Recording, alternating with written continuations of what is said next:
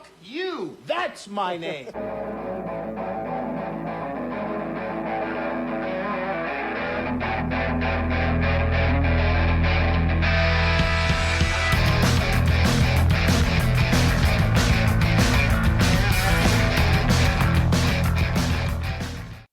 Hey, this is Sharks Across Hollywood. You see what I did there? I paused. I tricked you. The second you did it, I had to repress a laugh because I'm like it was so artificial. I did it on purpose. Anyways, yes, this is Sharks Across Hollywood. This is an episode that we've been talking about doing forever. I'm sure. I know I've brought it up like a good 1,001 times. I think you brought this up within the first year because, like, well before Vinegar Syndrome had announced anything. Oh yeah. I've been watching this movie since I was a little kid, renting it. I was thinking about it, and I really wish I could remember the first time I saw it because this is one of those movies that I'm sure I just had a fucking reaction to. But it's one that's been in your life so long that you just can't recall where it started. Yeah, no, probably since it came out on video. So we're talking about Sidekicks. This is a film from 1992 where Chuck Norris plays himself. Do you know who directed it? No, who directed Aaron Norris, Chuck Norris's brother. Okay, all right. That makes sense. Yeah. Aaron Norris has directed a ton of fucking Chuck Norris movies. All right, I could see that. Yeah.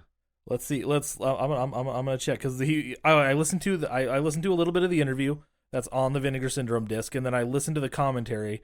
Aaron Norris is really proud of himself. He really likes this movie, which is cool. I appreciate like filmmakers enjoying their movies. I mean, this movie knows what it is. I will say that I didn't much care for this when I was a kid because it was too silly. You know, when I watch a Chuck Norris movie at that age, I wanted something that was more adult oriented. I liked like the Missing in Action movies, Delta Force movies, so, you know, things that were a little more straight-faced. I wasn't ready for this. This movie's too silly. And you didn't realize that Chuck Norris was already a joke by the early 90s? I was young enough to still like not have fully realized how he has sort of become a joke. I wasn't young enough anymore for the level of silliness that this movie is playing in. I mean, Joe Piscopo's whole thing is so silly and over the top. Which is funny because it has like some dark undertones with the dead mom and the asthma and him almost dying and shit. Yeah. Like there's a lot going on in this movie. I think that they had a very good idea of where they wanted it to be. You know, and I think the silliness, the impression I get anyway, is that the silliness was upped a little bit in order to make the darker stuff more or less grim, because there is, like you said, there is a lot of dark stuff. So in order to kind of take the sting off of that, they had to make it sillier. You know, I agree. I don't. He didn't mention anything like that. He does say that Aaron Norris, by the way, he does say that he likes to make movies. Granted, all the movies that he directed, aside from, did he do Top Dog? He sure did. He absolutely did. So, oh my God. Well, it's funny because he's at the tail end of Chuck Norris's like I'm a movie star career. So he did Braddock, Missing in Action 3. That was his first directing thing. Okay. And then he did Platoon Leader, so that's different. That's not Chuck Norris, but Delta Force 2, The Hitman, which is a fairly popular Chuck Norris The Hitman's movie. a big one, yeah. Good Cop, Bad Cop. I don't know what that is. I haven't seen that one. That doesn't even have a picture. He did Hellbound. Oh, which yeah. is the Chuck Norris horror movie. Chuck Norris and Lou Gossett Yes. Jr. I remember that one. Top Dog. Forest Warrior. Forest Warrior was a movie that I watched a bunch as a kid, but it must have been like straight to video or something, because I brought it up to several people after it had been on TV, and everybody's like, what the hell are you talking about? And I'm like, I don't know. Apparently nothing, because like I just wanted to rent the movie so I could watch it. And everybody's like, yeah, I've never heard of it. I go to the video store. They're like, I don't know what that is. I go, you know, my dad's girlfriend at the time was trying to help me find it. She's like, yeah, I don't know what that is. I don't think it's out this sounds yet. like a movie that Vinegar Syndrome needs to get on. Yeah, he plays a forest spirit. Chuck Norris does? Yes. Well, let's see. Okay. A shape-shifting mountain man and a group of children team up to protect an enchanted forest from evil lumberjacks. Evil lumberjacks sent me over the edge there a little bit. That was kind of funny. But then right after They're that, lumberjacks fighting for evil. right after that, and this isn't like all the movies that Chuck Norris did, obviously, in those times, sure. I assume, because I'm looking at Aaron Norris's filmography.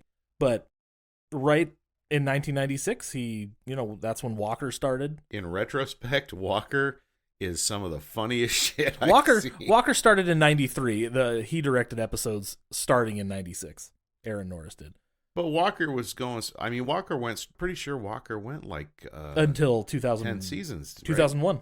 So that And then a TV okay, movie so in 2005. So 8 seasons. That's a strong showing. Oh yeah, no, but that also, it was the 90s, so the second you star in a TV show, your fucking movie career is not over necessarily, but you are not the superstar you once were. Yeah, you're doing straight to video. Hence which was not a good thing back then. Nowadays, like straight to streaming straight to streaming movies can be like prestige movies. Yeah, that's Scott Adkins. Back then. That's Scott Adkins' entire career. Yeah, not back then though. Not back then. Yeah, nope. His career was dwindling, and he was, I like as a kid, I'm like, fucking Chuck Norris, Sidekicks, this is awesome. I want to be Barry, except minus the asthma part. You know what? We should probably preface all the funny shit. I'm probably not going to make fun of Jonathan Brandis as much as I would some kids, but because Jonathan Brandis' performance is actually pretty good in this movie because he's a really good actor. Well, he was. He's not bad. He's overplaying it a little bit. That's his job, man. He's a kid in a fucking early 90s martial arts movie. And that's the thing, is like, again, this movie is leaning hard into the silliness, and so, him overacting, it's like, it's pretty explicable. It's not like it comes out of nowhere for this movie. This movie wasn't going for, like realism at all. I hate having to do this and get serious. So, do you know Jonathan Brandis? I know his Jonathan thing. Brandis is dead. Jonathan Brandis killed himself in 2001, of course. So, as we always do when that comes up, just fucking talk to somebody. We all want you here.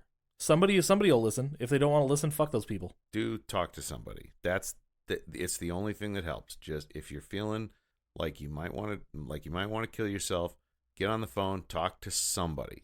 Because somebody out there gives a shit. And I just wanted to get serious for a minute because, that shit's important. So put yourself in the mind of me in 1992-93 as this 5-6-year-old kid who just loved martial arts movies just as much then as I do now. I just like different ones now. Oh no, I see it. I completely, as I'm watching this, I see the appeal. And the truth is, I enjoyed watching this movie. This is not a hard movie to watch. It's very silly. It's very fun. And Joe Piscopo, as much as he misses, and he misses, but he also hits. Some of his comic timing is fantastic. Some of it's too much. I think it's what kept Piscopo from being a really big star, is that he's kind of hit and miss with his comedy. But I will say, when he hits hard. Hit that scene, his expressions in that final fight, some of them were so fucking good that I was howling. They had a little trouble reining him in a little, I think. Yeah, you think? It's what he said. Is like, yeah, want to play that a little smaller there, Joe? But every once in a while, my God, he would hit it so dead on. That scene, I think it was after he takes his first big hit and he turns around and he's like, yeah. But he's like, but trying then to overexpress it too, to where he's like, no, I'm okay. But he's like, he looks at him and goes, oh, and then he turns around and goes, oh, because it hurt. Because Chuck Norris kicked him in the stomach. Oh, we can't do it justice describing it, but if you go and watch the movie, this movie's got some great moments. So I think, again, I'm in like 6-year-old mindset every time I watch this movie too. That's fair. So I can respect that. This movie opens. So I don't know if you know the concept. If you're listening to this, you probably know the concept. There's a kid named Barry Gabrewski. What a fucking name. Great name. Who really loves Chuck Norris and has these daydreams all the time. And his dad is Jerry Gabrewski. Yes, it is. Barry and Jerry. Beau Bridges. Beau Bridges is playing it way better because Beau Bridges has good comic timing too, but he's playing it much more subtly here. And I think Beau Bridges is maybe where Piscopo should have aimed a little bit more. Well, yeah. But, just remember, this is not the Karate Kid, even though it's kind of aiming for that same audience. I know. Skew a little younger, but still. The Karate Kid actually was kind of, it's like the difference between fucking Avildsen and Norris. This is the difference between John Avildsen and Aaron Norris. Avildsen is able to make it feel ageless. Like, if you watch The Karate Kid, it really does. It doesn't feel like it's pandering to kids. And it doesn't feel like it's too mature for kids. Like it's right there. He walks that line so well. Then you have this that's kind of all over And the fucking place. this is pandering hard. Like everybody can watch this, but the parents may or may not enjoy it. But the parents can watch it ironically. The I kids don't will think the definitely- parents are going to enjoy it sincerely. Oh man, kids there's could enjoy it. There's sincerely. nothing ironic about this for me. I understand that, but that's because you were a kid. I can watch this movie ironically and enjoy the hell out of it. If I tried to watch this sincerely, I would probably give myself an aneurysm from frustration at a lot of the filmmaking choices. I don't know if I watch anything ironically. I think I'm not hipster enough to watch things ironically. Well, I'm not talking about like I'm not talking about in like a snooty way where like I think I'm better than the movie or something like that. But I recognize that this is bad. This is a bad movie. Oh, I recognize that in terms too, of don't you structure, worry. in terms of techniques. This is a bad movie. The Karate Kid. The Karate Kid, in terms of structure and techniques, is a good movie. That's not to say that this movie isn't immensely enjoyable. There's a reason But people still talk about the Karate Kid and everybody laughs at you when you bring up Sidekicks. you could watch this and you can enjoy the hell out of it. But if you watch it, I don't think anybody is watching this and trying to defend it as high art or anything like that. But I also don't want to look down on this, like I watch it ironically because I recognize it's bad. Like it is bad. It's objectively bad. But I'm not watching it like I'm above it. I'm definitely not above it because I love bad movies. Bad movies are delightful. And sincerely, bad movies bring so much joy to me. Like they really do. Bad movies put so much joy into the world because you get to laugh at them and laugh with them sometimes, depending on your level of love. But if you just laugh at them, that's fine too. And I guess that's maybe the more hipster element is like, am I just laughing at it or am I laughing with it? Sometimes I'm kind of walking the line. Sometimes I'm laughing with it. Sometimes I'm laughing at it. The sincerity with which this dude made this movie, I don't know if it's actually legit or if he's just like trying to save face and be like, no, I meant to do everything. Everything is as exactly as I wanted it. I'm gonna pretend that the sincerity is there and this is exactly how he wanted it. He wanted it silly. He wanted it dumb. He wanted it all those things. They were clearly going for it. But yeah, like I can see them trying to rein Piscopo in because he is wildly over the line sometimes. Yeah. Oh, well, we'll talk about him. Just Jesus, Joe, it's not that broad. So let's talk about this opening scene. And every fantasy in the movie is a riff on some Chuck Norris movie. Chuck Norris property, yeah. Except for fucking the cowboy one. No, that's Lone Wolf McQuade, isn't it? No, Lone Wolf McQuade is not a fucking Western. He's a fucking cop in that one. See, I've never seen Lone Wolf McQuade. I just knew I know it's Norris and Carradine. I've seen it, and it's not. It's like a Western, but it's not like a Western. It's a. So it's like it's more like a cop movie, but with the spirit of a Western. Yeah, kind of. He's a lone wolf kind of sheriffy type, and he's going after the bad guy. Oh no, you see, like based on this, I thought Lone Wolf McQuade must have been a Western. Same. It is not. It is not at all. He's one of those I work alone cops. Oh, okay, all right. So it's Lone Wolf and Little Wolf, but that's not the fantasy. We'll get to that one. This one is obviously a riff on the Octagon, the fucking Chuck Norris ninja movie. Very much so. Which I have seen, but I don't really remember it. I need to watch it again. I saw it a long time ago. I have no memory. What I remember is the cover, because the cover was pretty iconic in the video store. It's a pretty sweet cover. This scene, if you kind of ignore all the dumber shit in it, fucking rules. You're setting up a movie that is not going to happen, though. No, not even close. There's all these ninjas. There's this hot lady from Rambo 2 fucking tied up to this thing, and this guy's gonna stab her. The But older I get, the more this woman does it for me. She's got such hot aunt energy. Yeah, especially in this movie with the hair and everything. Yep. No, I was all about it. Like Jerry and Barry both wanted her to be their mommy.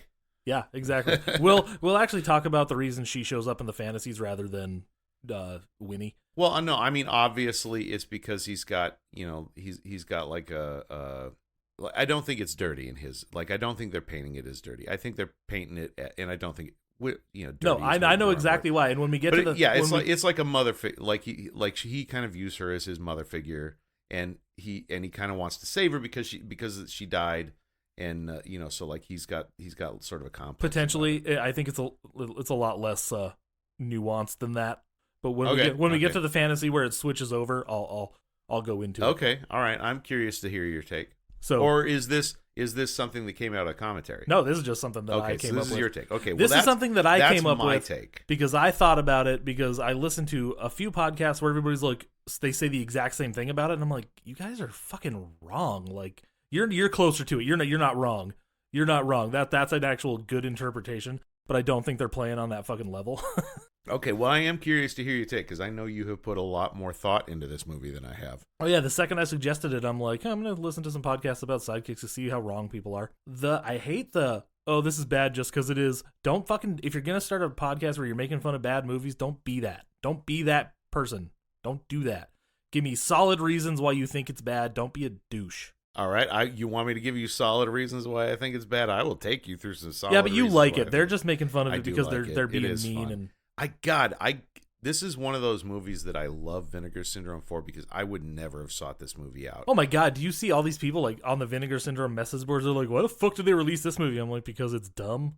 And they released a bunch of movies from the early 90s. Like, yeah, this. do you not realize what Vinegar Syndrome is into, man? Like these guys love this kind of shit. They're like, I'm only here for the porn. They're those guys. Okay, yeah, that's a little exhausting, but Yeah. I don't know, whatever. The Vinegar Syndrome needs them to survive too, so I guess that's fine. Just if that's what you're into, but they get offended when they release anything other than weird exploitation. yeah, stuff. I'm sorry, man. If you can't see by now, okay, it's one thing if you, I guess maybe if you started with Vinegar Syndrome at the very beginning, and you know when they were like strictly porn, and then they started delving in, you know, I mean. The journey of Vinegar Syndrome has been interesting to follow, suffice to say, and they're branching out more and more as they get stronger and build their brand more. But yeah, no, I feel like this is right on brand for them because they enjoy those video store movies that were kind of, I mean, most of them were pretty bad, you know, but they're really fun. They're bad but fun. They're the kind of movies you rented with your friends, and it was a party. Like it was an unplanned, inadvertent party when you discovered this movie together. Yeah, most of us fucking millennial dorks spent a lot of weekends at the video store. Yeah. Okay. Yeah. Shit, man, you want renting movies like this because we like the covers, we like Chuck Norris, we like ninjas. You know. You want to know one I would love to see Vinegar Syndrome? They never will. I Shout Factory might because they got that Roger Corman exclusivity deal. They did a movie called Andy Colby's Incredibly Awesome Adventure, also known as Andy and the Airwave Rangers. And this movie was terrible. It was cobbled together out of like 5 different Corman movies that he spliced together and then edited these kids into. And then they have these shot on video sequences between the film sequences. And so the image quality is super jarring. I rented that as a kid and I was like, what the fuck is this bullshit? Then I rediscovered it as an adult and I'm like, this is actually fucking hilarious. It's completely not self-aware about what it's doing. Like it was really aimed at kids, but it was also a cheap cash grab. And that's Roger Corman's whole thing. It's so perfect. If he couldn't make a good movie, he was going to make a movie. I'm hoping Shout Factory releases a nice version of it. I'd love to see him like get interviews with the kids and stuff nowadays. You know, talk about the filmmaking process and because it's so janky.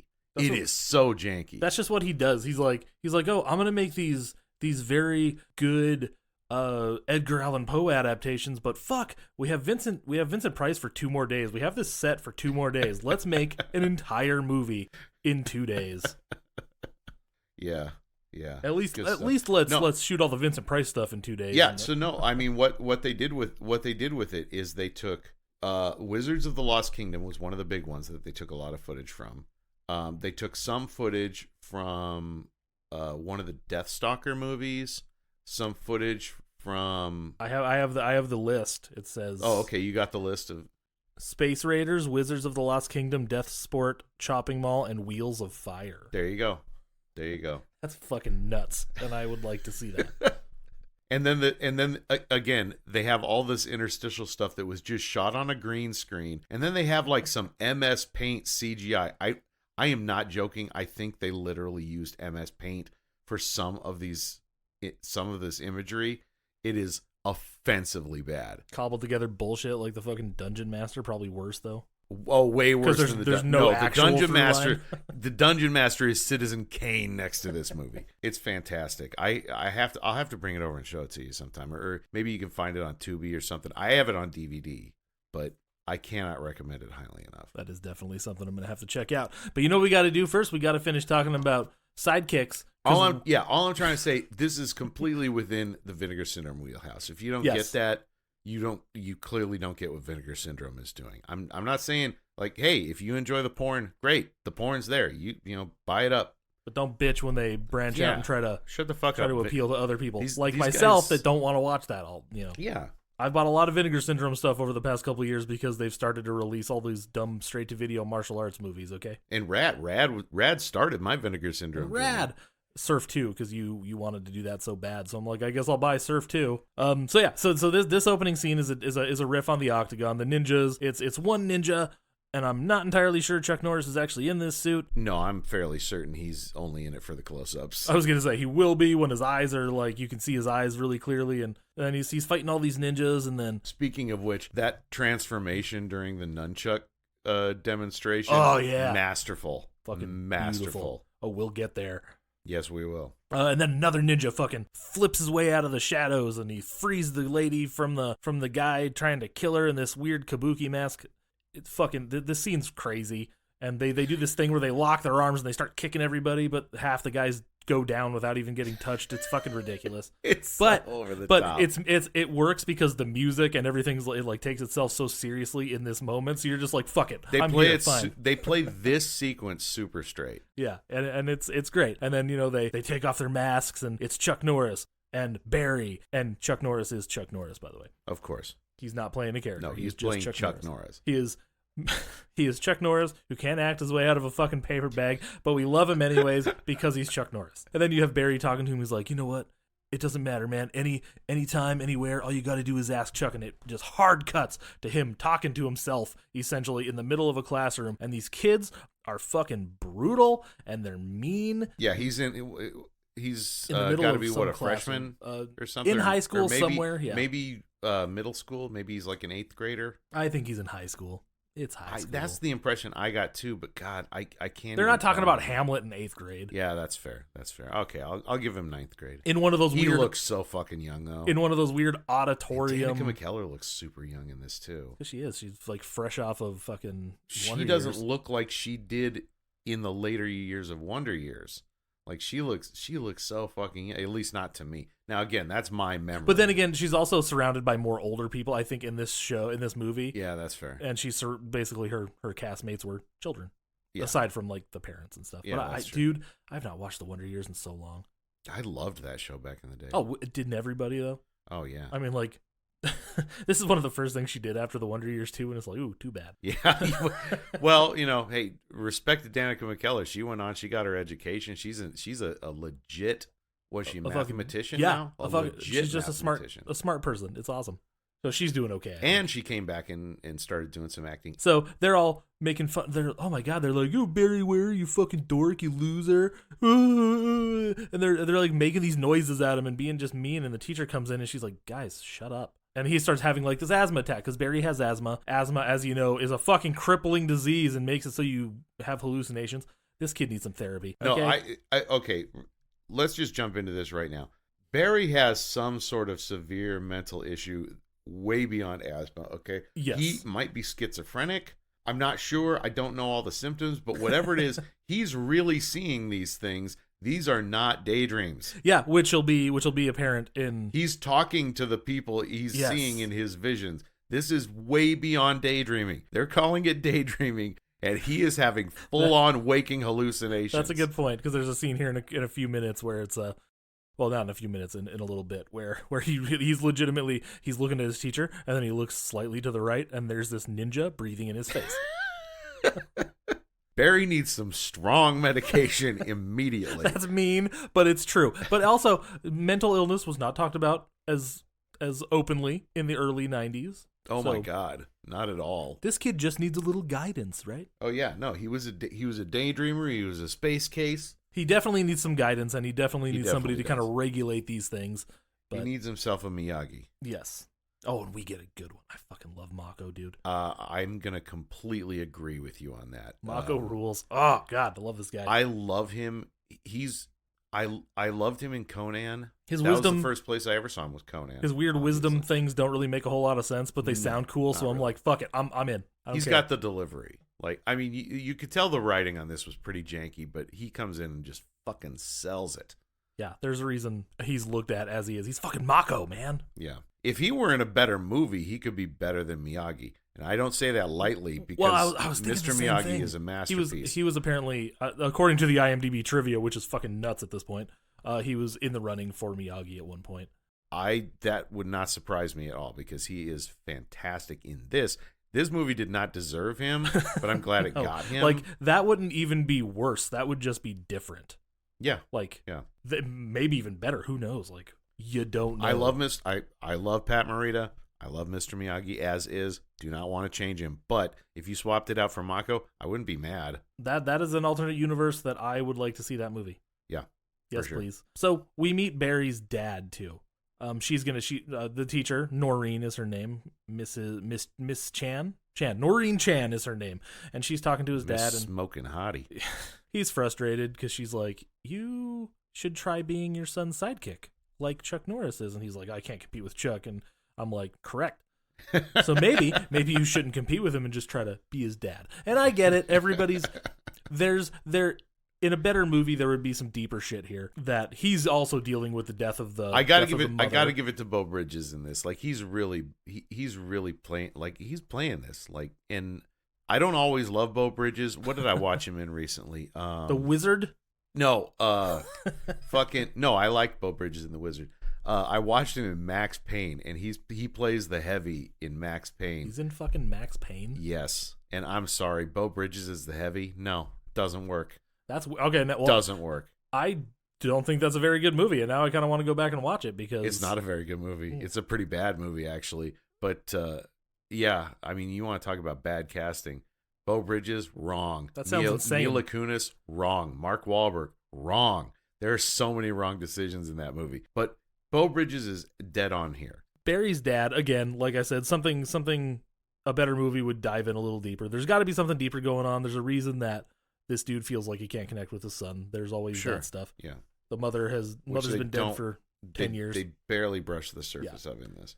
His dad's just as much of a space cadet as he is. He just doesn't see shit. Because he leaves his glasses in the office and he's like, oh, God, thank you. And also, she's hot. So, like, he's distracted. And he hasn't touched a woman in 10 fucking years. Because later on, we learn that he married the first woman he ever took out on a date. Yeah, been there. Okay, here we go. We're on our fucking way now. We meet Joe Piscopo as Kelly Stone, I think his name is. Kelly Stone. Stone Dojo. So my first impression here, my first thought is that Beau Bridges fucked up because he's like interrupting this dude's entire class to talk to him and walking on the mat with his shoes on. So he deserved to get yelled at. He did. Initially. He did. But then this guy comes into the office and he's like, so you want to learn karate, huh? I'm like, dude, shut up. I hate you so much already. He's like, yeah. Oh, yeah? Piscopo is so uneven with this. You mean, yes, sir. See, like some He's of that guy. Some of that could have. I wish Joe Piscopo had played it a little straighter because, like I said, he is so good when he's on, but he doesn't know when on and off. He doesn't know when he's on and when he's off. That's the problem. And he has moments where he's great, but yeah, he's trying to kill Patrick this. Yeah, like a year before that movie came out. But he's not quite hitting on that level of cheesiness, you know, like he's clearly trying to play it for comedy. He wants it to be funny. There's no question about that. Like the second Barry's like, hey, you must be pretty good to win all these trophies. You must be like almost as good as Chuck Norris. And the way he says his name, like it's almost like there's an SH at the end of it. He's like, Chuck Norris? I've always loved that. Even as a kid, I noticed he said it weird. He's like, there's a reason he doesn't compete anymore, kid. And one of the main reasons is me. Because I would kick his ass. I'm like, calm down there, steroid freak. Good Lord. They leave. They're not going to go to karate classes here. I will say that that trying too hard to play it for comedy is very much in keeping with some interviews I read from the book Live from New York, which chronicled the history of Saturday Night Live. Apparently, Piscopo as a performer was sort of like desperate to be liked. They say he was kind of sycophanty in terms of like because Eddie Murphy was blown up right then, and so he was constantly trying to get into Eddie Murphy's shadow, like because Eddie Murphy was going huge, and Piscopo was popular on the show at the time, but he was sort of second fiddle to Eddie Murphy, so he was just trying to like latch onto that Eddie Murphy love. So now Barry is like spacing out watching fucking what I assume is Missing in Action Part 3. It's Braddock Missing in Action Part 3 because that's the one that Aaron Norris directed. And he's watching it and he starts another fantasy and it's obviously Braddock. So Chuck Norris comes out of the fucking water. All this crazy shit. Noreen is fucking tied up again because that's just her role in these things. She gets tied up so much in this movie. And you have Joe Piscopo in the most racist thing not super I've PC. seen since David Carradine. Oh my God. It's great and awful all at the same time. It's comedy gold, I'll say that. It's comedy gold for all the wrong reasons. And Chuck and Barry, they just kind of rise out of the water and start. Of course, Chuck's first because he's the star of the fucking show here. Sure. No, but Barry brings it too. Yep. I credit to Jonathan Brandis. When he pops out of that water, he is Chuck Norrising it to death, man. Oh, He's doing it. They're firing the machine guns. They don't even move. They don't get out of the water at all. No. They're just shooting shit and blowing stuff up. And then his dad comes in and fucking like, hey, man, were you even watching that thing? Because like the screen had gone static. And then he tries to talk to his dad. He says something. He's like, hey, Dad, do you ever find yourself, I don't know what this fucking question means. Do you ever find yourself involved in something? ... Never mind. It's like, what? Huh? What? He's asking about legitimate hallucinations. That's what he's asking about. Everybody calls him a daydreamer, but he is seeing it for real. And then we cut to school the next morning. We meet one of two of the worst teachers ever. Oh my God. Mr. Maples or Naples or whatever the fuck this dude's name is. Okay, is this the Shakespeare teacher? Yes. All right, yeah. So he's talking to Noreen. Awful. And he's like, hey baby, how about a date? And she's like, I have a fucking date with a student after this. Not an actual date, it's an appointment. We're gonna talk about some stuff. Just don't fucking be weird. And he's like, which kid? And she's like, Barry Gabrewski. And he's like, that kid's fucking hopeless. Fuck that kid. No. Yeah, real teacher of the year material. This guy. Jesus Christ, no hope at all. Like I'm like all this played kid... by Bud the Chud from Chud 2. Yes! Bud the Chud. Thank you. I forgot about that. Somebody brought that up, and I'm like, oh my fucking God, it is. Obviously, he needs some medication, but in the definitely in the terms of the movie, all this kid needs is a fucking mentor to help him kind of control these things, and all he needs is a little help. Right within the confines of the movie, we're taking the mental health aspect out of it. Obviously. Yeah, but very obviously we are taking the mental health aspect out. Maybe somebody should just talk to him and not be such a prick about it. But it's definitely not this guy. So after that dicky teacher, Barry is sitting in the classroom waiting for Noreen to show up, and he's having another fucking hallucination. And apparently, Aaron Norris got like a legit Black Hawk helicopter to do this stunt with Chuck hanging on the rope and shit. And Chuck is in slow motion. And you can see him saying, "Behind you, Barry, behind you." And Barry's like looking out the window, going, "What? What's going on?" No, he's saying, "Look out, Barry." Yeah, look out, Barry. Yeah, and then turns around. And in the most 90s like looking shot of the entire movie, and just the lighting, and like I think it's like a wide angle lens and shit, and this ninja fucking breaks through the goddamn wall and it starts like doing all this cool sword shit, and then like it comes toward Barry, and then it swings its sword down, and then Barry lifts up his arm and he's like, ah, and then Noreen is like, hey dude, are you okay? Fucking chill out. What's wrong with you? What the hell is that all about? And he's like, it's a Charlie horse. I was just working out the Charlie horse. I never had a Charlie horse at that point, so I didn't know what it was. But now I'm like, oh, I get those all the time. Yeah. Charlie horses suck. And it hurts. And this is where I realize I'm like, holy fuck, he's actually seeing that thing. Yeah. Because she's over here on the to the left, and he looks to the right, and the ninja is literally breathing in his face. No, Barry has some kind of severe mental issue that is causing him to see these things happening, and that ninja is as real to him as the snakes in the beard are to the snakes in the beard guy. They're just two different aspects of a very similar condition. Barry needs real professional help. But it's going to be okay, because Noreen is going to introduce them, Barry and his dad, to her uncle, Mr. Lee. He's coming from China to work in their family's restaurant and shit. And This is where we meet Mako, Mr. Lee, one of the greatest cinematic characters of all time. That's not true at all, but it's Mako, so it's awesome.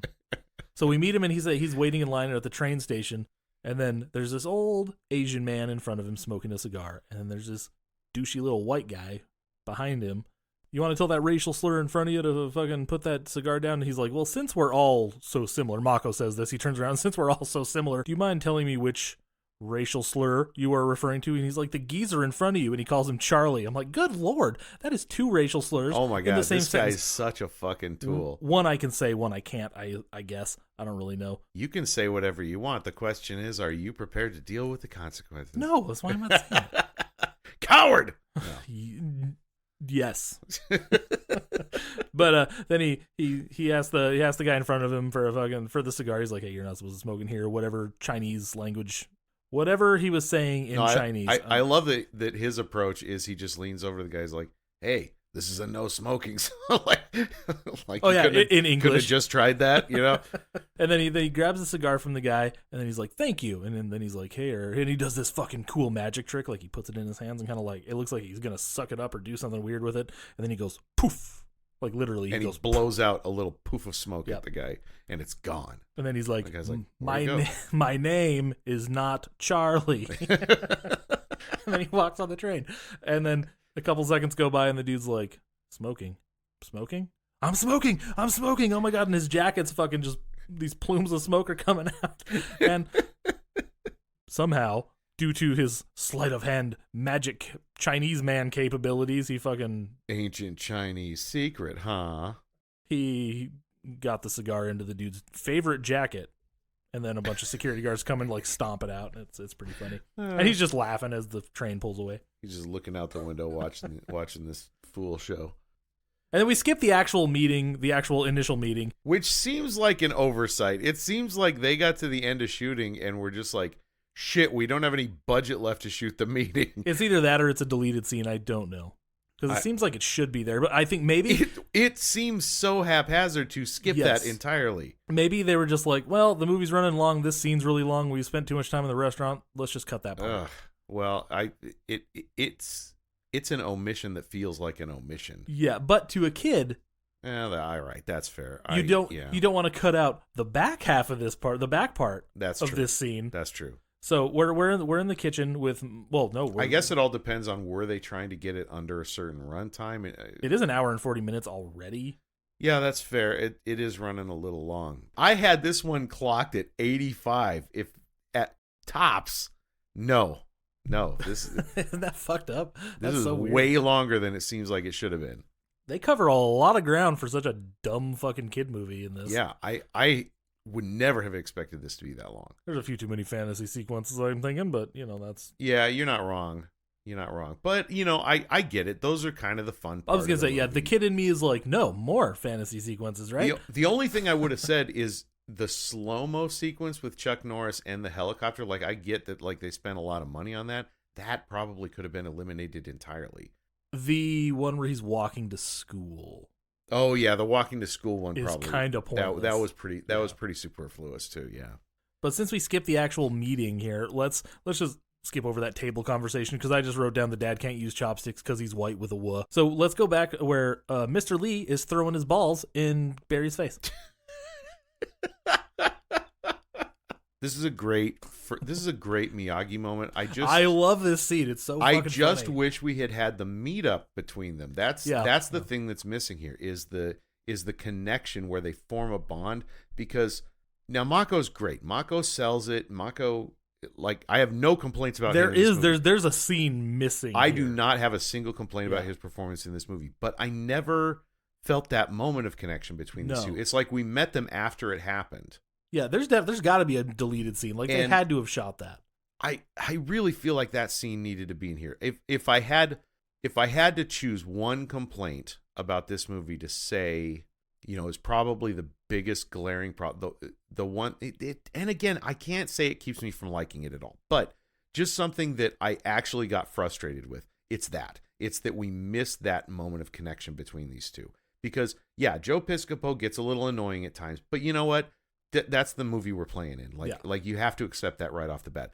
But that moment of connection is so key to the story. And again, it doesn't make me hate the movie. It doesn't make me not enjoy the movie, but it is frustrating because we needed that moment. Honestly, that's probably what kept this movie from being more popular than it was, is because that specific moment could have drawn a lot of people in who otherwise probably got alienated by what was going on in this movie. Like, if they'd had that moment to anchor to, they could have accepted the absurdity of a lot of what's going on. That was, I think, the big glaring oversight of this movie. And I never really thought about it until right now. I'm like, oh yeah, well, they kind of missed that. Like, they're bros now. It's fine. And again, I don't have any complaints about where they go after that. You know, the relationship between these two is really sweet. I like it. It's a good mentor-mentee relationship. And I like the fact that even though there is that, you know, it leans into that 80s attitude of, well, just get over it. You know, with both a severe health problem and a severe mental health problem. We never get that from him.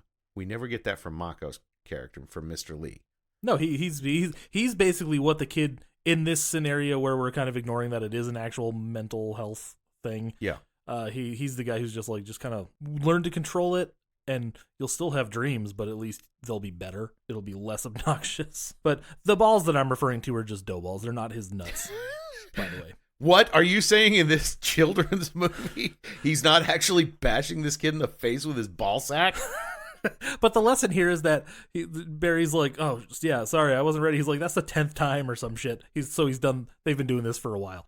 This has been going on, yeah. And he's like, I just wasn't ready. And he's like, well, that's what this lesson's about. You know, we need to think of like a fighting name for you. And he's like, okay, Barry the tiger, Barry the leopard, all this stuff. And he's like, wait. I've got it. And it's the best fucking thing ever. He's like, Mr. Dumpling. And the way he delivers that one line is just so fucking great.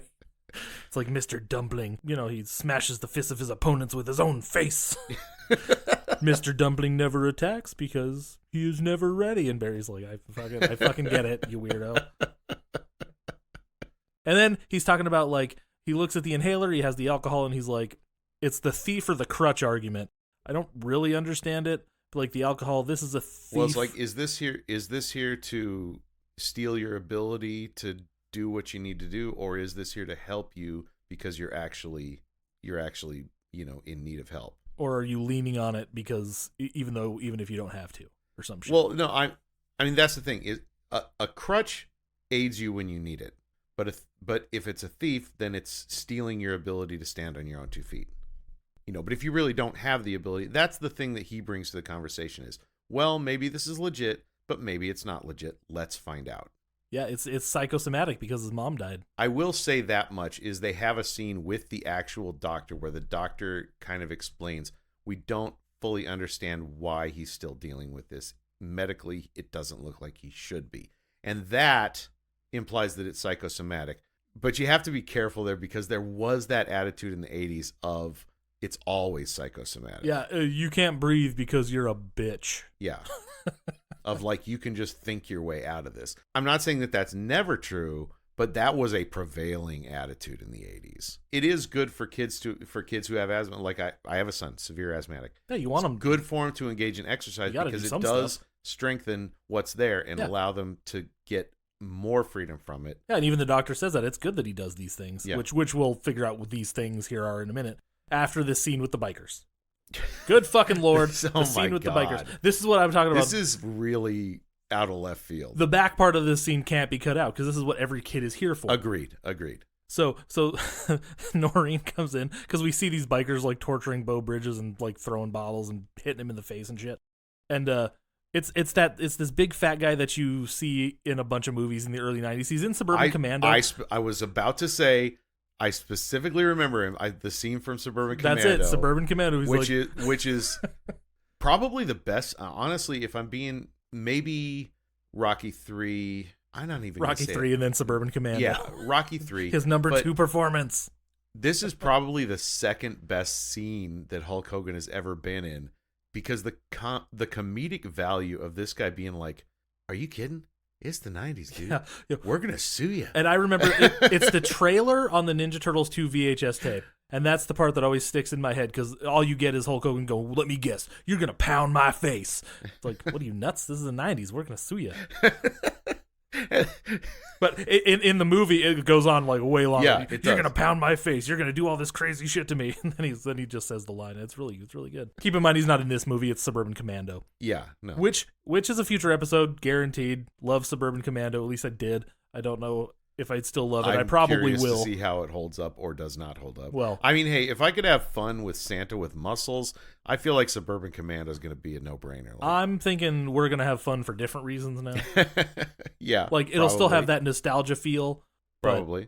But like, I'll say this. Yeah. Suburban Commando probably came out right around that time, though, didn't it? Yeah, early 90s. And I actually found Suburban Commando funny at the time.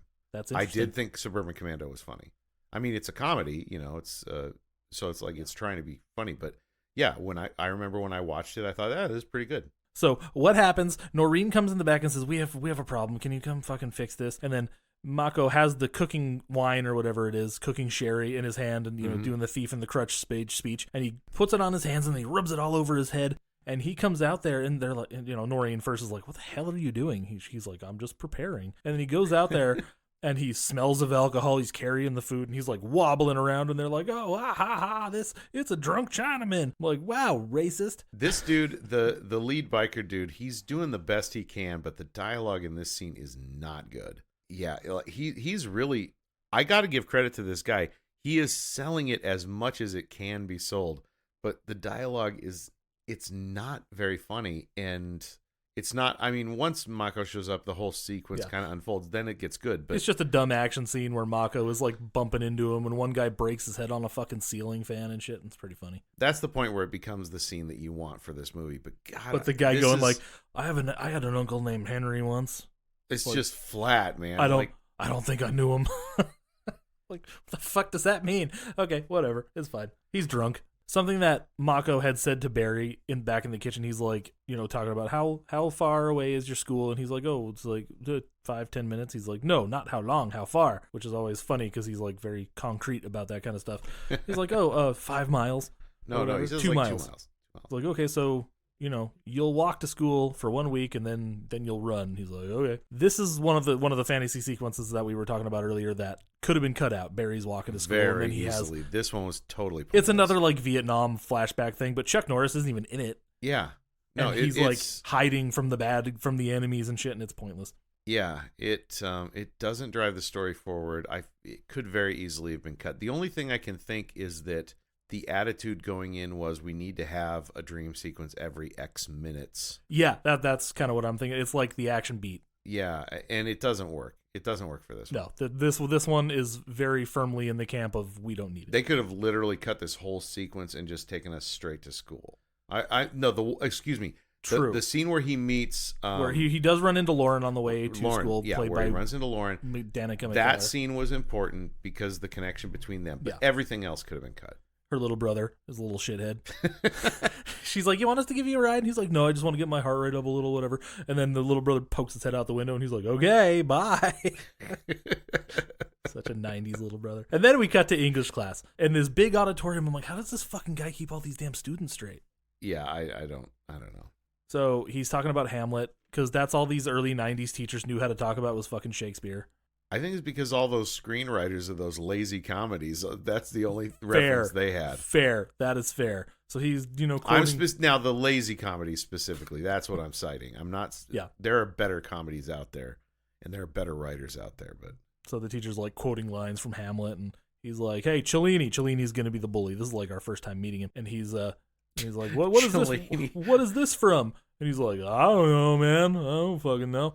And then Lauren raises her hand. That's Polonius from fucking Hamlet. And he's like, okay, Cellini, how about this one? And he grabs the skull and, does the poor Ulrich, I knew him thing. And he's like, where's that from? And Cellini's like, it's from the Bible, isn't it? So my favorite thing is the bully is kind of a dumbass also. And he's like, no, what the fuck's wrong with you? And then you see Lauren kind of mouthing, it's Hamlet. It's fucking Hamlet said that. And then Barry raises his hand. The teacher's like, good Lord, what the hell do you want? Which is what he wanted to say. But he's like, yes, Barry, yes. And he's like, it's Hamlet. And then the teacher says something so fucking inappropriate. Oh my God. He's like, Cellini, you better watch out because your competition for class dumbbell is rapidly diminishing. Jeez, guy. And then we have the big bully moment where Cellini assaults Barry in the fucking locker room. Yeah. With a Gotta bunch of have witnesses and nobody's like, hey man, you want to knock it off? But they don't. None of them. This is the second time he's assaulted. This is the first. This is only the first one. Oh, this is the first one. Oh, okay. The second time. Sorry, for some reason I thought that first one had happened like a few scenes ago. No, that's right. The second time is when Barry's like, it's not going to be so easy this time. Yeah. So Cellini's like stepping on his chest and he's like, oh, you can't breathe. Fucking, where's your friend Chucky now? He calls him a retard. It's not very nice. Even Rachel was sitting next to me. She's like, Jesus. I'm like, 1991. Just let it go. Yep. And then we get a little bit of training peppered in after that. Oh, he rips this magazine. So Barry's carrying around this black belt magazine from I don't know what the fuck year.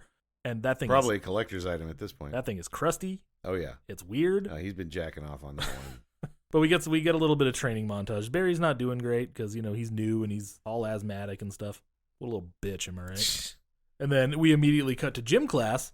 Richard Mall is the fucking gym teacher. Good old Richard The Mall. best fucking gym teacher ever. Yeah, he's pretty great. That is to say, the actual worst gym teacher ever. By far. We have this is where we get although you know what, they do have that moment where he kind of puts when Barry finally puts up a fight still not throws great. down a little. Still not great and the from a guy's teacher like, hey, standpoint.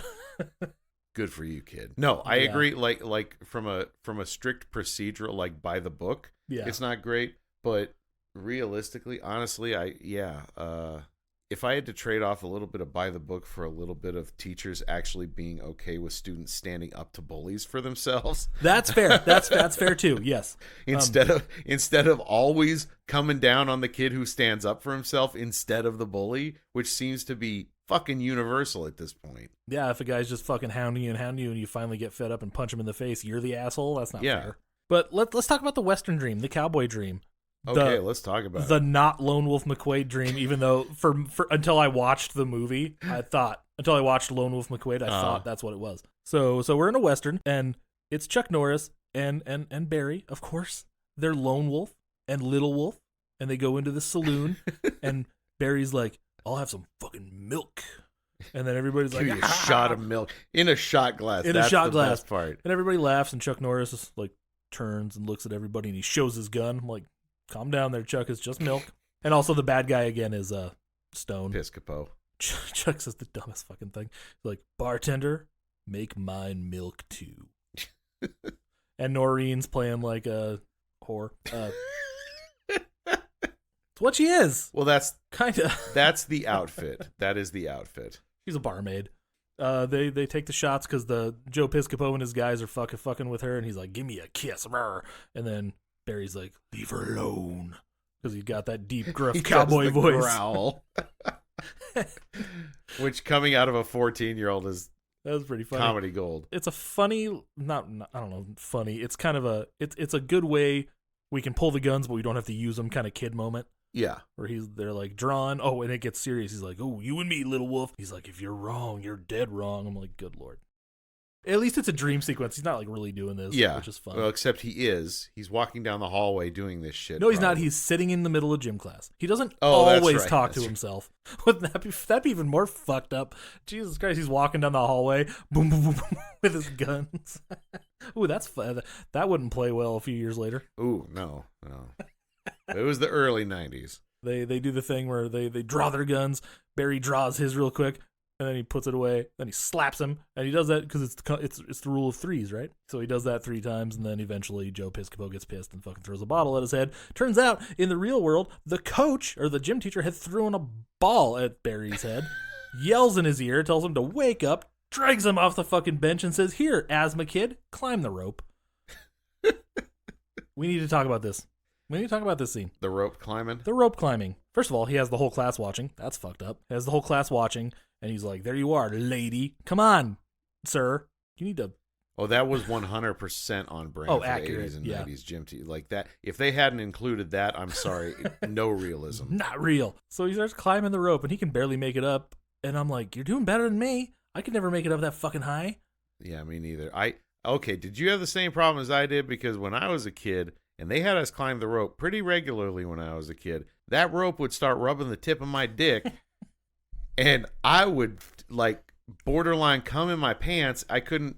Well, that's creepy. But I didn't know what it was. Like I had no idea about it. I just was like, it makes me feel really strong down in my wee, you know, like I don't know why. That's why I always say that line from Wayne's World. Yeah.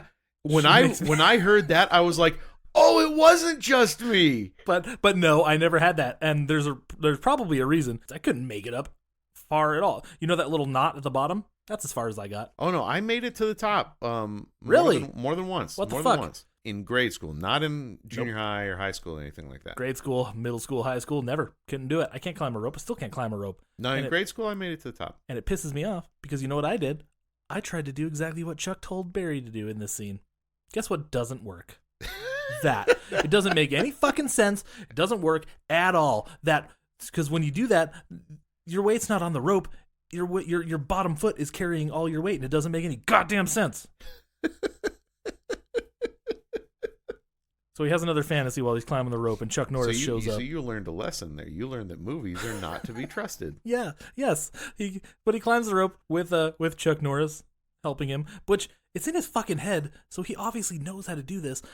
Never mind. So yeah, he does climb the rope, and everybody's like, "Yay, Barry did it!" Chuck Norris very obviously on a scissor lift down below camera. Oh, 1,000%. I mean, granted, in fairness, they did have to probably do this a handful of times. I'm sure they did, yeah. So, but Chuck isn't even trying to sell it. No, liars. Movie. I hate how fake Hollywood is. That's where credit to Jonathan Brandis, who was trying to sell it. Yeah. Oh, he was doing a good job. So we're walking home. Barry and Lauren walk home. And earlier, Cellini had said when he was. I can't get past the name Cellini. Cellini. Every time I hear it, I think. Do you know that Tim Robbins? I think you should leave sketch. I used to be a real piece of shit. That one. Oh my God. There's a line in it. He's talking about how he used to be a real piece of shit, and he would get sloppy steaks and wear his hair slicked back and, like all this stuff. And then he's concerned that the baby won't like him because the baby knows he used to be a real piece of shit. But the baby needs to know that people can change. And then the grandpa of the baby is holding the baby, and he says about the grandpa, he's like, well, what about you? You look like you used to be a real piece of shit, too. He's like, yeah, that hair would slick back real nice. When the grandpa finally cracks, the grandpa's like, no, he's right, honey. The baby needs to know that people can change. I was a piece of shit. Hair slicked back. Chicken spaghetti at Ciccolini's. That's what he said. He's like, they would go to Ciccolini's and get chicken spaghetti. Oh, so Ciccolini's reminds you of Cellini? Ciccolini's, that's what I think of whenever I think of Cellini. Jesus Christ. So I just keep thinking, you look like you used to be a real piece of shit. Oh, he is a piece of shit. He is a piece of shit. Because one of the big notes he hits when he's assaulting Barry, it sounds like he's sexually assaulting him. He's not. He's just fucking physically assaulting him like an asshole. He said, Lauren doesn't like you. She pities you. Which, yeah, that one hit hard because it's true. Which will be demonstrated here until later, which fucking we'll talk about that too. Yeah, but, when she sees him kick a little ass, then she's like, ooh. So him and Lauren are walking home, and Lauren's like, ooh, my daddy would have roped him. He would rope him, shoot him, stuff him, and mount him. And Mary Barry's like, what the fuck? It's like, that's because your dad's a Texan. My dad's from Pittsburgh. Doesn't work that way. They're having a nice conversation. Barry's like, so, baby, you wanna fuck? And she's like, with that little needle dick? No. Which is verbatim a conversation that I've had. It wasn't quite that. There's a little more like, I like you and you like me. We should like each other together. And she's like, I don't like you like that. Boom! Friend zone. Just stay in the friend zone, bro. That's hard.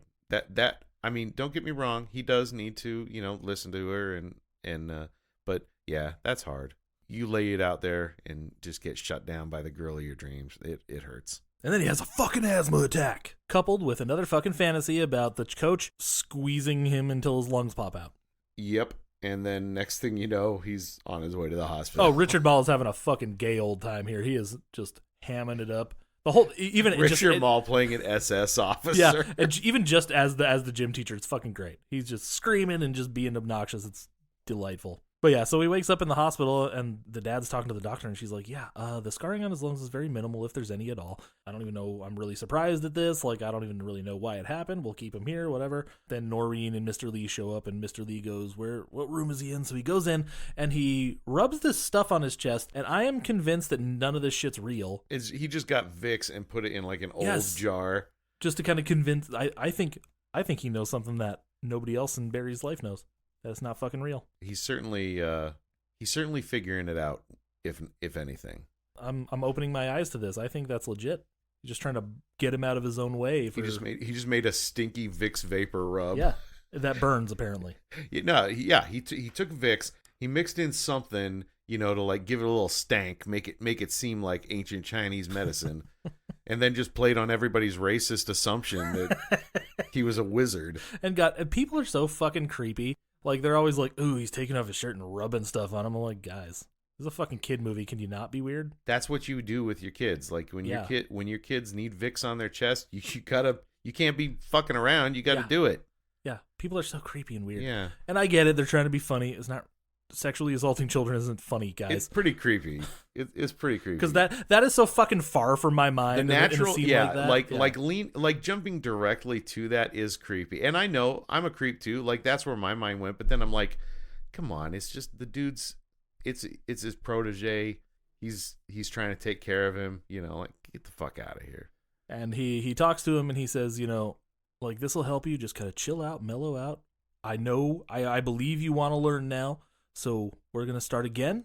We're gonna go slower this time. So he's trying to slowly break him out of it. So we got a fucking training montage. So the next, like, a bunch of stuff is just like training montage broken by a little conversation, training montage, conversation, training montage, conversation.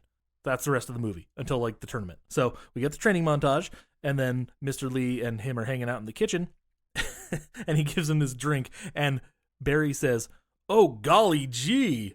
That's awful."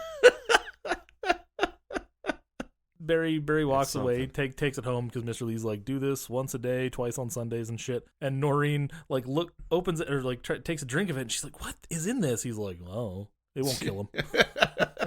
She's just immediately onto his bullshit. It's delightful.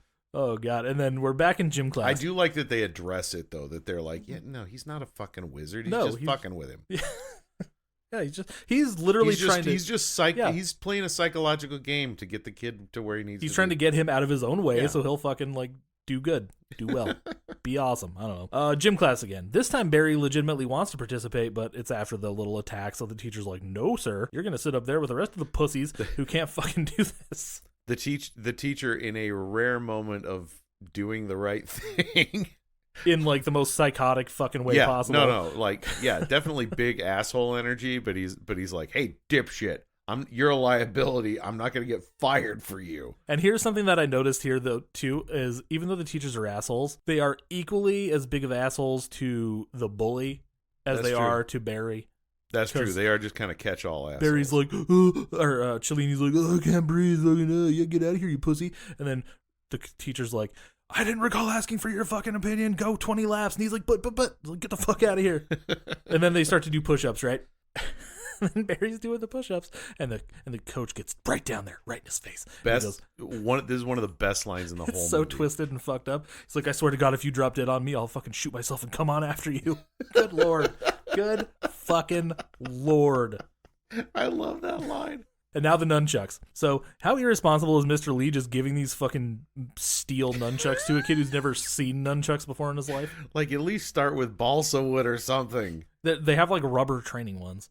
Yeah, exactly. This is fucking nuts. Shit like that was a little harder to come by back in the 80s. I mean, you could get it. Like, Black Belt Magazine had a whole section. I got them at the fair every year. Yeah. They had them. If you go to any weapons shop that sells nunchucks, will have fucking padded nunchucks. But Mr. Lee didn't know that. He just immigrated. That's true. Speaks perfect English, but he just came from China. Yes. Very dangerous. Probably from Hong Kong, right? I imagine. Yeah. Racist. So, yeah. I'm just saying, in Hong Kong, everybody spoke perfect English. That's not true at all. Sure it is. With no accent? Well, okay, probably not as well as him, but... Like, how'd you get so smart? Television. That's always the answer. Even in Wayne's World. Back to Wayne's World again.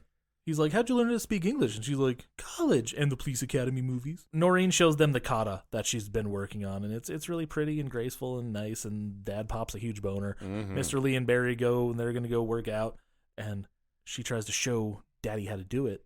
And she's like, Daddy, you just have to dance this way. And he's like, Mommy, I can't, because I'm not a graceful. I'm a white fatty. The flirtation between these two is so one-sided, and it's like, dude, do you realize how fucking lucky you are that this woman is giving you the time of day? Like, Yeah, he's kind of dumb. give her something back, man. Come on. She's like, it's more important to be graceful here. And I'm like, titties? Because she puts her hand on his heart. And I'm immature. This set up completely unrealistic expectations for me as a middle-aged nerd that some gorgeous babe was ever gonna just like throw herself at me. Yeah, never happened. You have to have an awkward son who has asthma and is also into martial arts. I do. My son has severe asthma. He's a black belt in Taekwondo.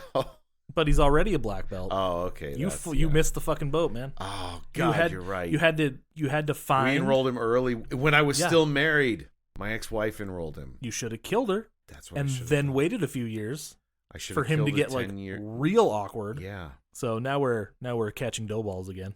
Dough balls. But he's actually good at it this time. He's actually good at it. So he's like 10 out of 12. That's very good. But this is where Barry asks Mr. Lee about dreaming. And he's like, is it okay to have dreams? Like, I'm awake and I'm dreaming about this stuff. And he's like, dreaming while you're awake? But that's when he says, when you learn how to control these dreams, you'll have fewer of them, but they'll be richer ones. Then he's like, is that what it's supposed to be? And then he talks about how, childhood versus adulthood. And if we didn't have the child fantasy land, there'd be no point in growing up and shit. Something like that. Now we're back in gym class. This is where Barry's a badass now.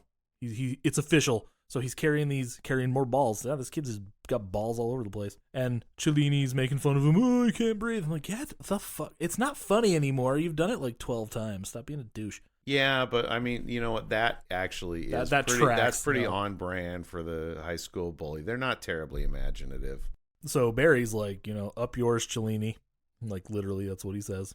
Also, not a great comeback, but he does throw it at Cellini, and Cellini's a real piece of shit. So does the thing, fucking hits him, knocks him down again, and then he's like, Barry, we keep meeting this way. Get the fuck out of here. And then he's like, wait, what'd you say? And then he's like, it's not going to be so easy this time. And this was the biggest badass scene in the world when I was a kid. I thought this was the fucking coolest thing. This made me so happy. And it's not a great fight scene. It's fine, but it's not great. No, it's not. Like, it's really just like, I'm going to kick you. You're going to kick me. You're going to get knocked down. You're going to try to leave. I'm going to say your name. You're going to turn around because you're stupid. And then get kicked in the face again. And then there's like a half a second where they like exchange blows, like they punch block and stuff, which is the good stuff. And I'm like, more of that. And then Richard Mall immediately steps in. Yeah. But it's cool for a minute. And Richard Mall comes in. He's like, what the hell are you doing? And then he's like, he started. That's true, son. You're dumber than a woodpecker on an aluminum telephone pole. Is he from the South by any chance?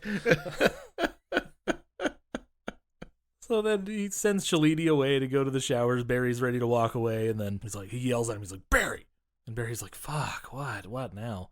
And he's like, not bad, kid, not bad at all. Fair, but no. And then now Lauren gets all squirty because she's like, oh, he can fight. Oh my God. Yeah. So it's pretty bad. She technically asks him out. Yes, she does. Now that he can actually do something, she's like, oh, maybe he's not a lost cause after all. And now we get another fantasy of Barry's doing pull-ups in his room. Keep in mind, there's a fucking giant Hitman poster. By the way, not a bad message. I'm not saying that it's a bad message to send to kids, that you got to do something to earn the girl's affection. Oh yeah, it's a good lesson. Yeah. It's that whole get out there and fucking do something. She flipped awfully quick though, is I think the issue. She was like, holy fuck, I better get in there before all these other chicks that are standing here fucking try something. So now we have another fantasy, and while he's doing pull-ups in his bedroom, keep in mind that there's a giant The Hitman poster right behind him, because wouldn't you know it, the fantasy we're about to go into is The Hitman. Yes, it is. A very hammed up version. Chuck looks like Billy Mitchell, and it's kind of funny. Doesn't he? Yeah, that mullet is pretty intense. I've never seen that movie, and I really want to. So do I. I just love the cover. It's got a great cover. So they're infiltrating a fucking candy factory run by Joe Piscopo again. And this They've time got barrels of smog and Yes. MSG. Yeah, it's supposed to be drugs, I think, but he's a kid, so Right. They have to friendly it up for the childhood audience. they just start shooting. They have these fucking double barrel shotguns. They come in, they're blowing shit up. Eventually, Barry pulls a fucking bazooka out of his trench coat. He just pulls this thing out because it's a fantasy. He could just have that thing. It doesn't matter. Sure. Just toting that around. And then after he's shooting, they've been shooting at him for like 5 minutes. Joe Piscopo's like, "You wouldn't dare." I'm like, "The fuck does that mean?" Of course he would dare. That's what he's there for. That's the kind of dumb shit bad guys say, though. Yeah. So he fires this thing, and apparently on this day of the shoot, everybody was covered in this weird pink shit. Like the crew and everybody, which is really funny. And then they go and find the girl. Not to mention that this scene is like really dumb. Like this is the dumbest fantasy in the whole movie. It's like the most ridiculous. This is the one where it goes so far over the well, I guess maybe the Joe Piscopo's. Oh well, then there's one that. was pretty Yeah, far too. But yeah, this one's real hammy. but that one doesn't end Real with hammy. bubblegum explosions. Yeah, that's true. Oh, this one is hammy in the extreme. So then they go to rescue the girl. All right, now this is where I'm waiting for your explanation. So her hat's down, right? She looks up, and it's fucking Lauren. And Chuck goes, "Hey, where's Noreen?" He grabs her, picks her up, or not picks her up, I guess he grabs her hand, takes her out of the chair. He says, "Hey, this is my dream." So here's my theory. My theory, it's right. It's exactly right. It's not a theory. Even though nobody has actually said this, I just know it's correct. Okay, I'm waiting. So Noreen is not his love interest. He's the only woman she knows.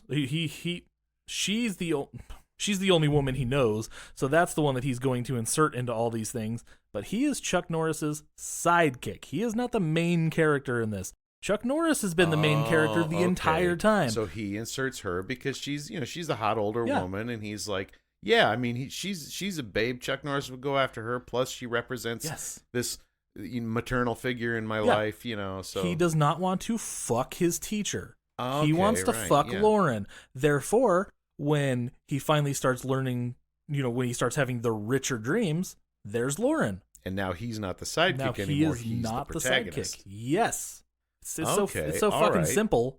You know what? I can get on board with that. Yeah. Yeah. Yours was also good, but mine's correct. But yeah, so that's it. That's my thing. So all you other idiots, go fucking get some therapy. Good Lord. I don't think anyone else has put this much thought into it. Well, that's true. But both of the podcasts that I listened to on this said the exact same thing, that he just wanted to fuck her. I mean, the mommy energy is pretty strong there, and and she's hot, and I get the inclination there. Yeah, but he doesn't. He definitely wants her to be his stepmom. Yeah, he does not look at her that way. He just doesn't. No, I agree. I don't think he looks at her, especially now that you've explained that to me. And you are 100% correct. Nobody in the history of this movie in this movie's existence has ever thought about it that much. I don't think the screenwriter thought about it that much. But that's our fucking job. So we're back in English class here after that fantasy. And Barry's hanging out with Lauren. They're just sitting in the front row talking. And then Cellini comes up, slams this fucking flyer down on the desk and goes, "You want a shot at me? You fucking go to this tournament." And he's like, "Yeah, okay, bye." And then Cellini just kind of disappears. No. Cellini's like, "What are you hanging out with him when you could have been with a guy like me?" Maybe because a guy like you would have beat the shit out of her and Barry couldn't. Would have been showdown. Would have been showdown all over again. Yes, it would. Then they go to the zoo because that's what Barry's doing this weekend. And she just kind of invites herself. Aside from Lauren. Well, now he's doing Lauren. He wasn't initially. So Mr. Lee tells Barry about the tortoises. He's like, "Look at the fucking tortoises. Basically, when everything's right in the world, the tortoises will dance." And Barry's like, "That's fucking weird, Mr. Lee." I appreciate the value of like a mind over matter, like you got to believe it, you got to be willing to work for it. All that stuff. I appreciate the value of that, but the final shot of this movie makes a whole lot of sense, doesn't it? I don't think that kid's getting out of that wheelchair. I got to level with I was you. gonna say, I don't think it's happening. which is actually funnier when you realize that the original script had a kid in fucking iron lung star in this movie. What? And I'm like, how does that even work? That would have that just sounds like a sad movie. Does he get out of the iron lung? Is it all in his head or what? Yeah. That's why The world's worst psychosomatic condition, polio. That's why you don't let the mattress guy come up with your idea for a Chuck Norris movie. Oh my god. Good lord. Oh. And yeah, this is this movie is the brainchild of like a mattress guy that the Norris brothers had like a deal with for advertising or some God, that's insane. shit. $8 million this movie cost, by the way. No, that's Which kind of makes sense with all the action shit, but like just because, I mean, it had Chuck Norris throughout. That would bring up the budget. Like I could see it. I could see the budget climbing. Though I will say, for the early '90s, that seems high. according to Aaron Norris, the studio's just like, how much money do you need? I'm like, that's not true. Like there were some caveats there. I'm guaranteeing it. Yeah, I mean, I don't think the studio would definitely have had notes, but Aaron Norris doesn't seem like a note fighter. That's true. He doesn't seem like a man of vision who's like, no, we're going to make my uncompromising artistic film the way I say. He looks like he would be down for whatever they want him to do. He looks like as long as his brother can kick people in the face and not Pretty be the much. bad guy, everything's cool. Yeah. Yep. So it's already tournament time. That actually comes quick. Like one scene, boom, hey, there's a tournament. Next scene, zoo. Next scene, boom, tournament. Yeah, they there's no foreplay. No. It's just No. like, we're fucking, boom, Like- straight to penetration. Like Karate Kid sets up the whole thing. It is the tournament. That's kind of the point. And then this is just like, boom, tournament. No fucking around. Let's do this. So they go to register, but they need a team of 4. They were planning on competing as a team of 3 with Barry, Noreen, and Mr. Lee. But no, they need a 4th. Who's going to be the 4th? Oh no, we'll find out. It's Chuck Norris. Of course, it's fucking Chuck Norris because that's the way that's where this movie's been headed the whole time. Chuck Norris shows up, and This- Mr. Lee's like, I've got an idea. I've got a plan. Yes, this is actually a nice little moment. I didn't even talk about like the actual meeting between. I love whatever. Mr. Lee's very calculated having You go talk to her because you're hot. having her go talk to him Yeah. instead. It's like, let's send the pretty lady. The meeting between Barry and Chuck is actually kind of cute. I kind of wish it had been longer because there needed to be a little more, but it's like, you know, there's a bunch of demos going on before the actual tournament starts and you get to see a bunch of cool martial arts shit. So that's always fun to watch. And a lot of the people were students of Chuck's and Aaron's. So Oh, okay. so that's cool. So they got to be in a movie and show their skills and shit, which is awesome. Nothing wrong with that. So, you know, a performance ends and Barry's like, yeah, clapping, and then he looks around and because Chuck had just come up behind him and sat down. And he's just this dumbfounded puppy dog look. It's actually kind of perfect. But then Chuck is like, hey, man, you competing? He's like, oh, yes, daddy. I mean, yes, sir. Then, you know, they shake hands and it actually gets pretty casual pretty quick. And he's like, hey, let's go win this thing. What do you say you and I go win this thing? He's like, what do you mean? Like, there's a fighter here that needs to be taught a lesson, and I fucking love the only reason Chuck Norris even considered it is because I get to punch that guy in the face. Awesome. The registration guy is a twat, This guy, but he's funny. I don't know if you noticed, like, I couldn't help but notice, he's got that condescending prick thing going on. Yep. But even when Chuck Norris steps in and he's supposed to go into cowering mode, he can't lose that condescending prick look. He's Yeah. like condescending cowering. Yep, he's like, oh, come on, Chuck Norris, really? Chuck Norris? Yeah. And then Chuck Norris comes up behind him and goes, you got a problem with that, son? And he's like, no. But he's still But, got like, he's that still got that condescending thing, look yeah. going on. And the tournament setup is kind of weird. It's like there's 4 different events. There's the women's kata, the weapons, the male freestyle fighting, and then brick breaking. Yes. Or, you know, whatever order that's in. So the women's kata is first. And you just see all these awesome women doing all this crazy shit. It's fucking great. It's pretty cool. And I gotta say, the gal who wins it, yeah, she deserved it. There's a fun fact about her that I saw. That's what wowed me at first. Do you know who that is? No idea. It's Mark Dacascos' mom. No shit. Yeah. Wow. Okay, she had moves. Yeah. Both of his parents are martial artists. Because she is very clear, like it's not even It's a legit, debate. yeah. She is very clearly good at what she's doing. Yeah, both of his parents are martial artists. He really does capoeira, so that fucking capoeira movie was pretty legit. Okay. I haven't seen that one. I am aware of it. It's a ridiculous Only the goddamn Strong, movie. is that the one? Yep. Yeah. It rules. It's so good. I don't think I ever watched it. I love Mark Dacascos so much. He's my dad. You brought me around on him. I only knew him as like kind of a cheesy actor, like being in like star of many cheesy movies. But you've brought me around on Mark. He Dacascos. is that, but he's so much better than that. Yeah. Yeah. No, he is a better actor than a lot of those movies deserve. It kind of surprises me that he wasn't bigger than he. Yeah. than he Right. ultimately became. Like people needed. Well, we had a replacement for Bruce Lee. We had Jackie Chan. I gotta think it's the Double Dragon thing. Like I feel like he did Double Dragon and nobody took him seriously. that definitely didn't help. Because he's so much better than that. And he did Drive, and then that movie's awesome, but I don't think anybody saw that. I think didn't that come after Double Dragon though? Yeah. So like I feel like Double Dragon really neat. I feel like Double Dragon for him was like Xanadu for that kid from the Warriors. It's like just derailed him. Like he was on a path and then he got derailed. Like whether it's that bad or not, it By a just kinda movie that did was it. supposed to be good. Like it was Double Dragon was supposed to be big. Well, yeah, it's a video and game Xanadu movie. was supposed to be big. It was Olivia Newton-John and fucking Fred Astaire coming together, and he got to star in it. And like it was supposed to be big. It wasn't supposed to be a joke. And same thing with Double Dragon. Double Dragon was going to be a big video game property adaptation, and it turned out to be a joke.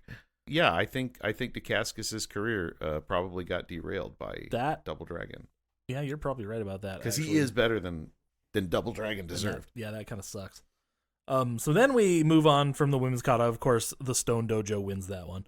We move on to the brick breaking part. So there's these two announcers that have been announcing over the whole thing. They're apparently real radio DJs from whatever town in Texas they shot Yeah, this. you know what? They're bringing real radio DJ. You can tell, energy. can't you? They seem like giant fucking douchebags. So Mr. Lee had also like taken off to go work at the restaurant, and then he's like, "I'll be back." So he comes back and he's wearing his work uniform. He's wearing an apron, and these guys, this guy's gonna break bricks wearing an apron. Is it red or white wine with brick? Ha ha ha ha. And then Mr. Lee gets stopped as he gets up onto the thing. He's like, "You're not wearing a karate gi." And he's like, "Don't need karate gi for brick breaking." So Cellini broke some bricks, and he's going for his record. He broke 8 bricks, and it's really awesome, yay. But then Mr. Lee goes, "Hey, I want one more. So he's going to break 9 bricks, and he does. And then the announcers go, "We're going to be eating humble brick here, babe." Oh, my goodness. I actually did like that line. Oh, it's funny as shit. But like, oh my God, these guys are such tools. Like, what the fuck does that even mean? Go away. These guys have Morning Zoo written all over Yes. them. So now we get to the weapons portion of this. And again, there's more awesome shit going on. People swinging all their fucking crazy weapons around. Then There's some fun stuff in this. Then we get to Barry, and until he gets in the suit, it's all fucking Jonathan Brandis, which is cool. So he's really good. He clearly put in the work, but he's also clearly not on the level of the guy in the suit. Oh man, and he goes into like one last fantasy here, and this is another part of the fantasy like helping him. So he goes in there and the nunchuck shit. That this scene is so cool. Yeah, they cut to this ninja dude, and this guy is good with these nunchucks. Apparently, they had to slow down the film a little bit because the dude was moving too fast. Because my guess is it's just another martial arts guy who's not an actor, so he doesn't know stuff. He's not playing for the camera. He's just and some of the movements doing his demonstration. Yeah, some of the movements are like a little jittery, so you can tell they manipulated the footage in some way to do that. Yeah. But it's fucking great. It's got cool music and it's very just cool. And the cut works, like the transition. Like he walks. They give Jonathan Brandis as much as he can handle right there at the top, and then once it gets to a point where it's going to get too hard, because I mean he's just an actor. He hasn't been doing this for years and years and years.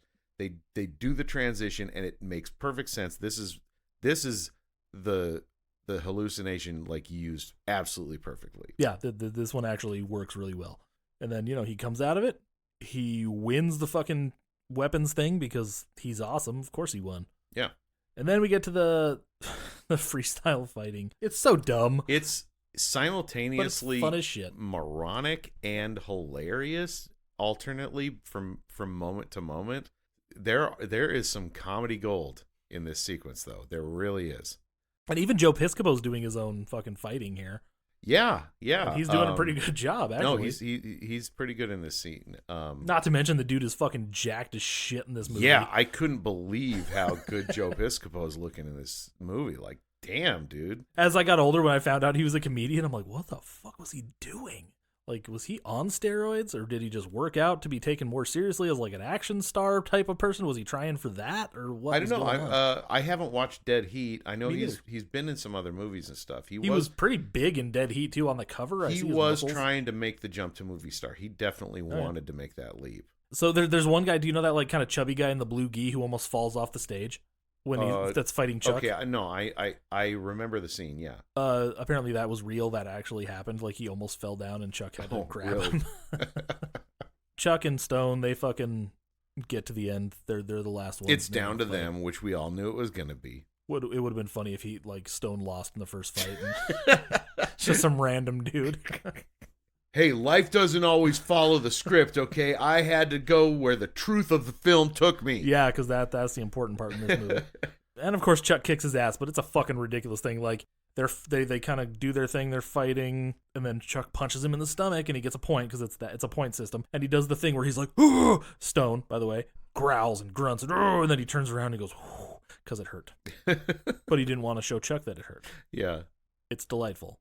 It's so stupid. Like, it's so dumb. It is. It is. It's both stupid and delightful. It gets to a point where Stone just gets really frustrated because he does not land a single hit on Chuck in the entire fight.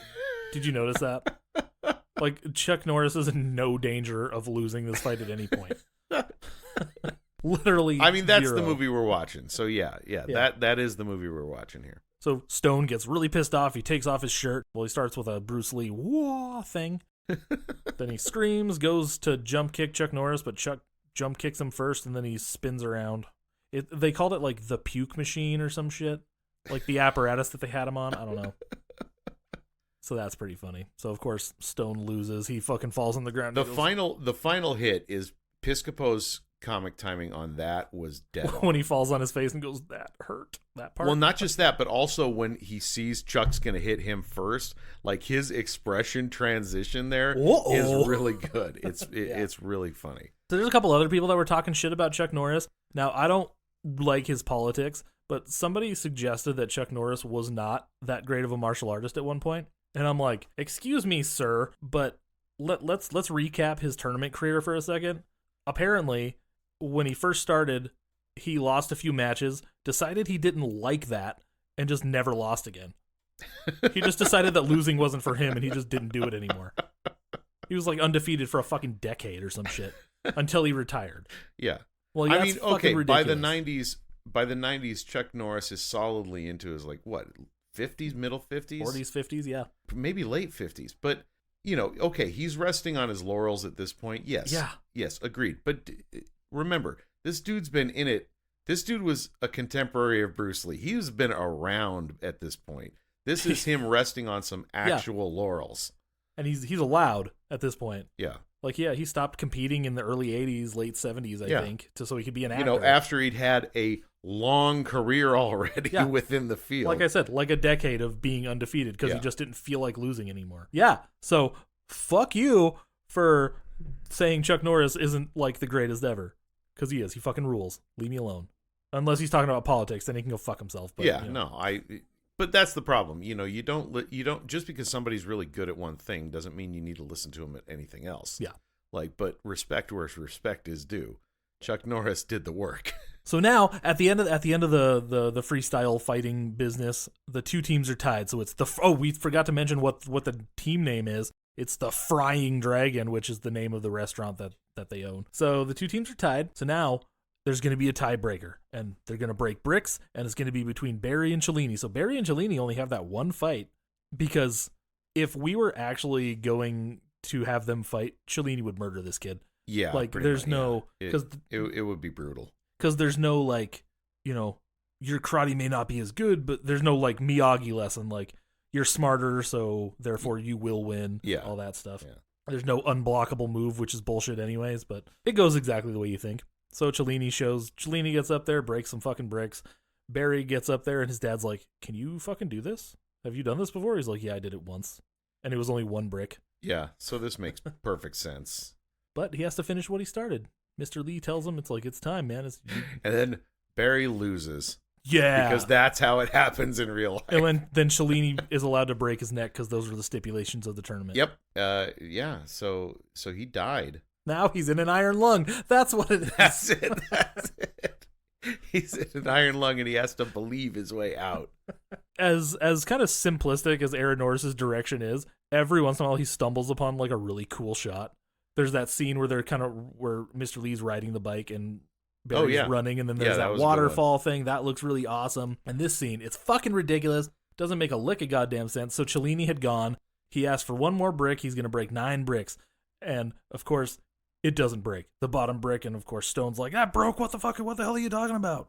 And he's like, if you say you're going to break something, you break it. So he's going to beat the shit out of that kid later. This is going to be a second place is no place. You're off the team. Exactly. So now Barry has to break 9 bricks in order to win, because Cellini broke like 8. He has to set a new record to win. Yes, he has to set a new record. Having done it one time before with 1 brick, this is completely plausible.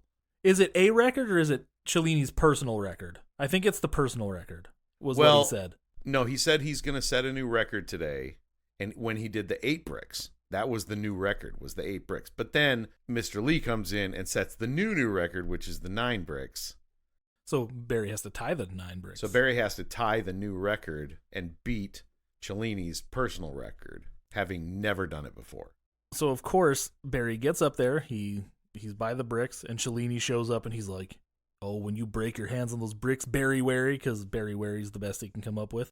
Again, bullies, not imaginative. But for some reason, they make it work. Yeah. I'm going to go get a big victory kiss from Lauren, and that pisses Barry off, so he pushes him. You're not going to fucking touch Lauren. And Lauren's like, I kind of like this. That'd be fucked up. Whoever wins this tournament, that's the one I'm going to, give the old slob knob to.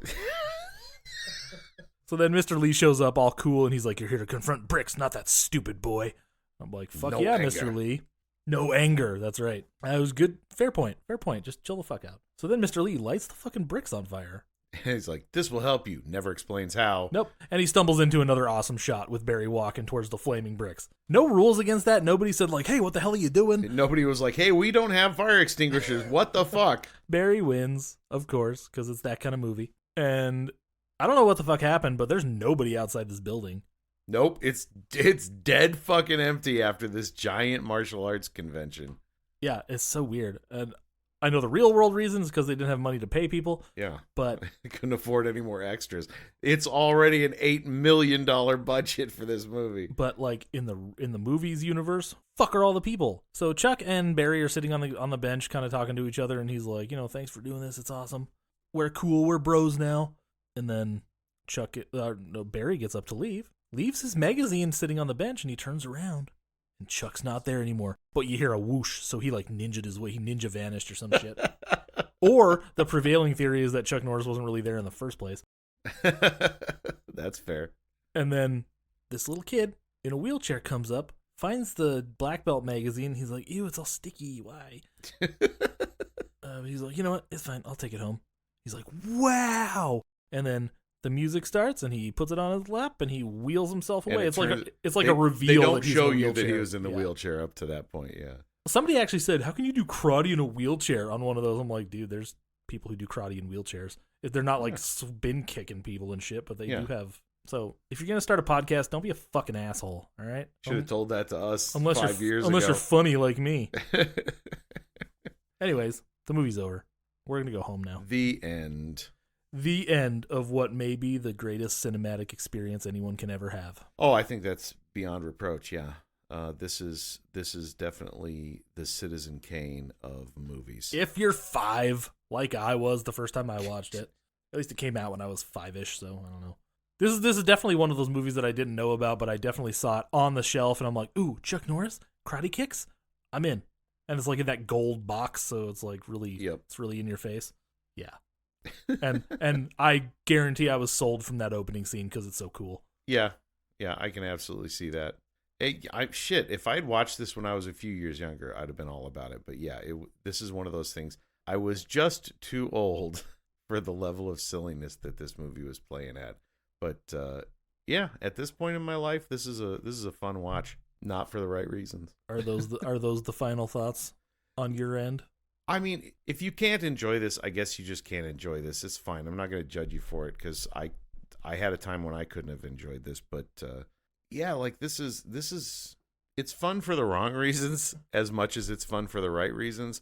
So there's fun to be had. That's the thing. There's a lot of fun to be had with this. Is it great? No, not even close. But is it fun? Absolutely. I personally love this movie, and I always will because it's nostalgic. You know, I like the characters, even though they're kind of stupid. They're pretty stupid. I like some of them.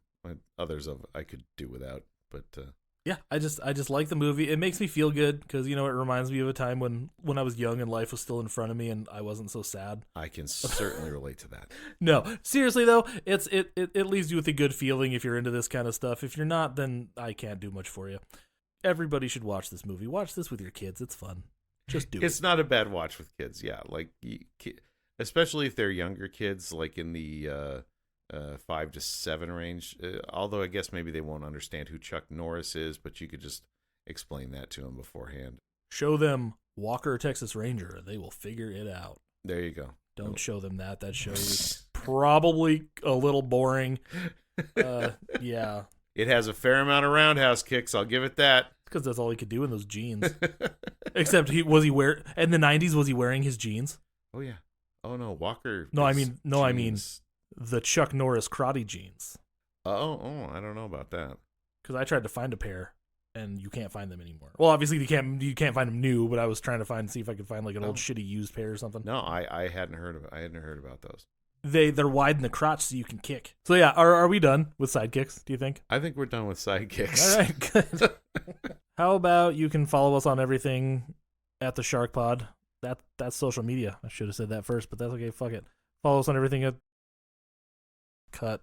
I'm moving on. If you really want to, also you can give us some money at patreon.com/sharksacrosshollywood. You don't have to follow us on the social media. If you just pledge a lot of money, we'll overlook it. I mean, it takes a lot, but you know, if you want to buy your way back into our social graces, that's the way to do it. You can also follow me, and if you have any interest in my comedy, you can follow me at Samuel Mance. I am linked from the Shark Pod Instagram. That's Mance with an SZ at the end. And you can also follow Andrew's glorious rock and roll career at Not For Nothing Music. Also on all the things. And we fucking rule. So suck it. I could just cut out the rule so and then no, that's not and we fucking suck it. I'm just joking. All right. Anyways, hey, I think we're done for this episode. I'm glad we got to talk about this movie. It's finally done. I never have to fucking think about it ever again. Sidekicks is dead to you now. Yes. I never have to be like, hey, man, we should do fucking Sidekicks. So, yeah, we'll be back in a couple weeks with something else. Who the fuck knows? But until then, stay jawsome.